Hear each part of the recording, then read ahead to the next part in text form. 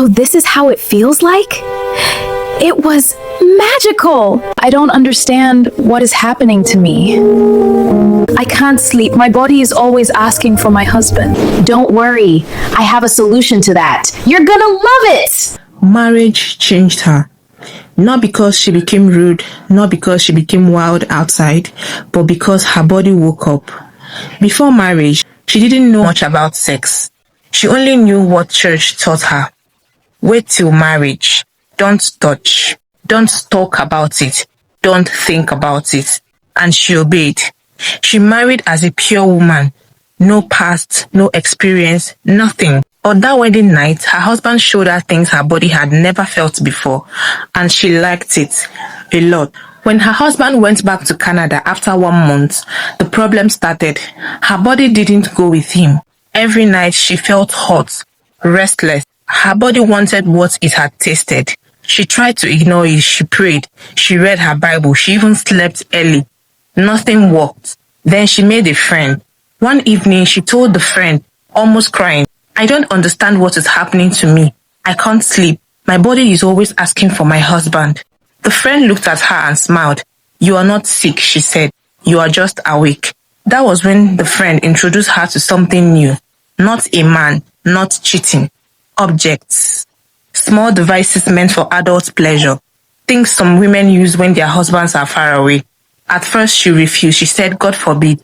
But curiosity won. That night she locked her door. She tried it and everything changed. Now, every night when the house was quiet, she used those adult tools to calm her body. She told herself, at least it's not another man. But deep inside, guilt started growing. She was still a good wife, still faithful, but she was doing things her younger self would never believe. Soon, one was not enough. She wanted more time, more feeling, more relief. And that's when she realized something scary.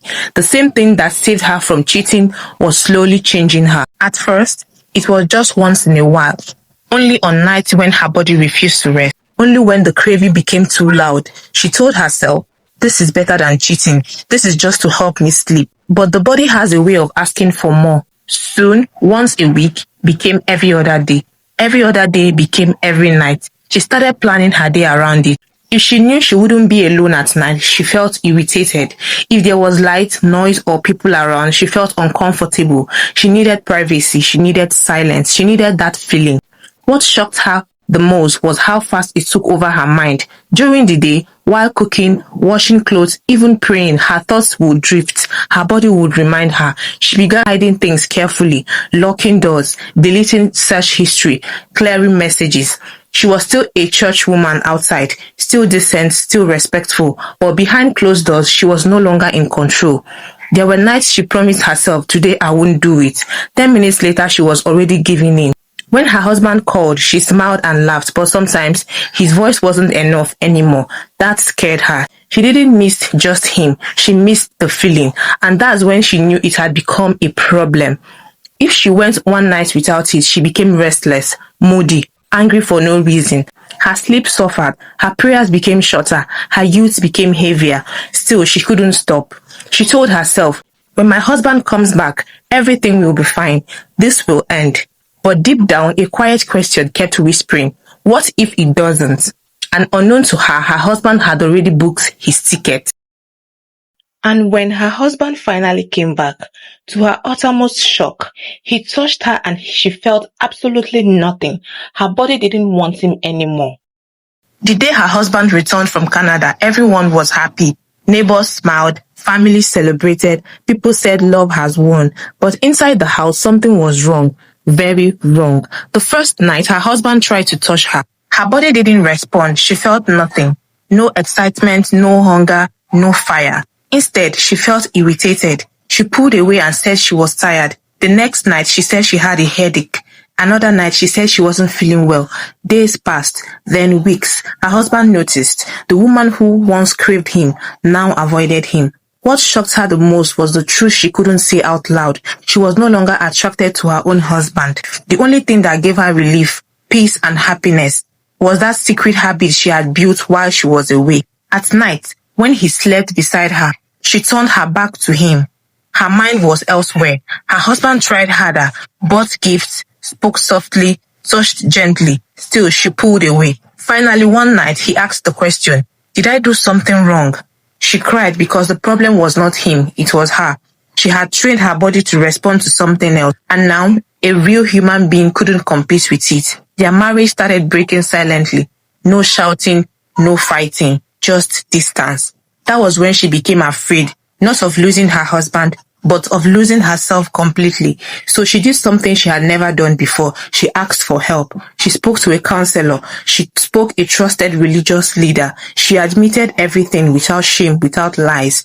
She learned that addiction doesn't always come from bad people. Sometimes it comes from loneliness, sometimes from lack, sometimes from unmet needs. Healing was not instant. It took time, discipline, and honesty. She cut off the habit slowly, reconnected with her husband emotionally before physically, learned her body again, this time the healthy way. Their marriage didn't become perfect overnight, but it became real again, and she learned a lesson she wished someone had told her earlier. I'm not angry. I'm not disappointed. I'm not ashamed of you. You were lonely, and loneliness can make the heart bleed quietly. I won't leave you behind again.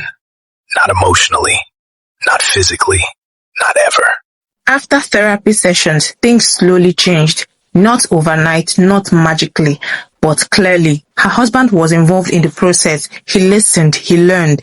He understood what distance had done to his wife, and one thing became very clear to him. Distance was dangerous. He couldn't bear the thought of leaving her alone again, not after almost losing her, not to another man, but to something silent, a mere object. So he made a decision. Immediately, he started making moves for her to join him in Canada. Paperwork, application, phone calls, plans. He told her one night, holding her hands firmly, "I won't risk losing you again, not to loneliness, not to silence, not to anything that replaces me." For the first time in a long while, she felt safe, not tempted, not restless, safe. She realized that healing didn't just come from stopping a habit. It came from closing the gap that created it. Their marriage didn't survive because they were perfect. It survived because they faced the problem early, together. And she learned a final lesson she now shares quietly with others. Some addictions are born from absence, and sometimes the cure is presence.